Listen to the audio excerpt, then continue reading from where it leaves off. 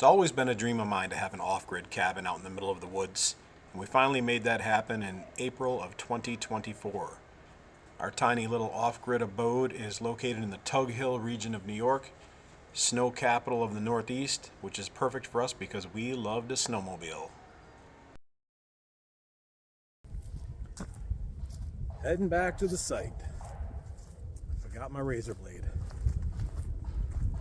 So the one drawback to having the site so far back is every time I forget something, it's either walk 1,200 feet round trip or be lazy and take the car. I'm usually lazy. Not this time. All right, here we go. I'm gonna have my man put in a loft here and take those collar ties out. Inside's done, well, framed. Outside, everything but the skirting is completely done. Metal roof is on. Bunch of leftover lumber, plenty of firewood.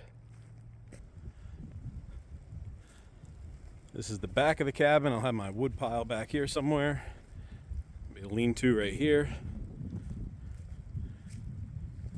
And of course, maybe the best part, the water.